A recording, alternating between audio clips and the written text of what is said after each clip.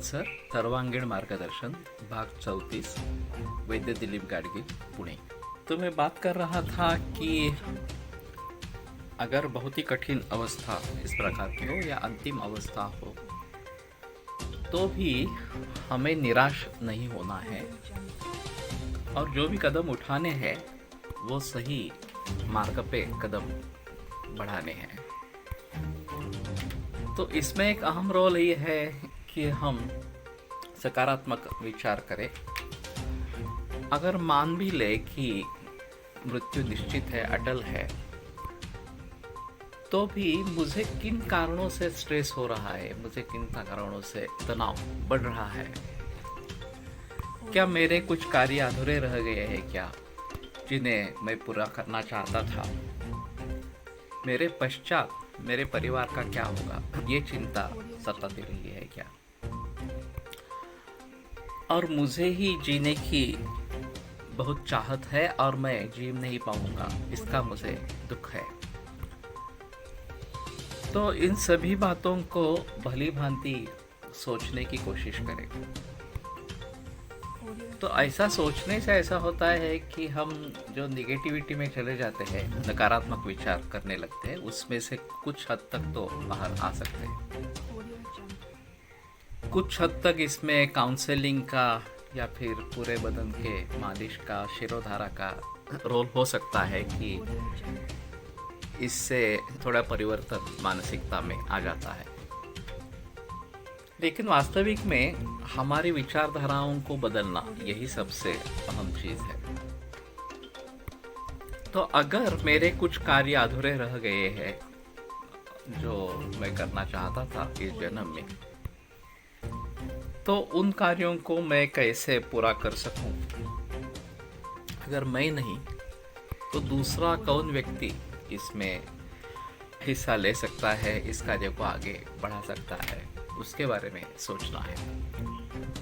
तो कम से कम मुझे संतोष होगा कि मैं नहीं रहा तो भी ये कार्य पूरा हो जाएगा इस प्रकार से। तो ये एक अहम चीज रहेगी।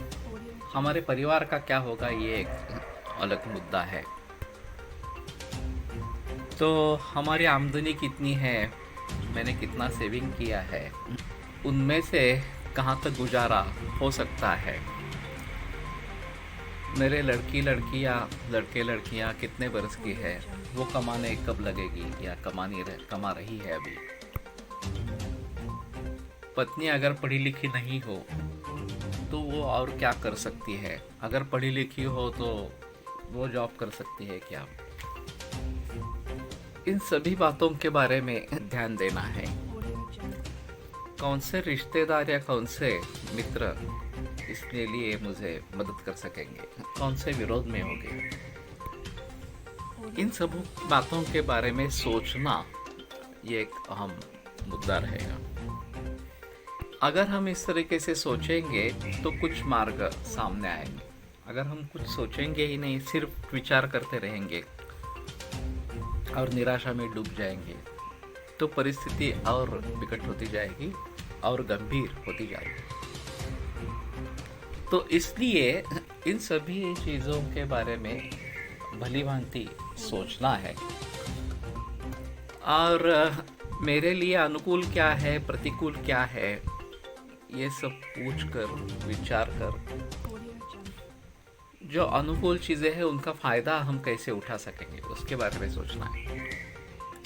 जो प्रतिकूल है वो शायद की प्रतिकूलता कम कैसे करेंगे इसके बारे में हम सोच सकते हैं, लेकिन वो अनुकूल नहीं होने वाले। जो हमें अनुकूल है वही ज़्यादातर उसके बारे में हम सोचेंगे कि वो किस प्रकार से हमारे उपयोग में आ सकते हैं, तो वो बेहतर इस प्रकार का होगा। और फिर समझो कि आर्थिक स्थिति हमारी अच्छी नहीं है, हमारे जाने के बाद परिवार का क्या होगा ये चिंता सता रही है, तो उसके बारे में मार्ग क्या हो सकते हैं इसके बारे में हमें सोचना है।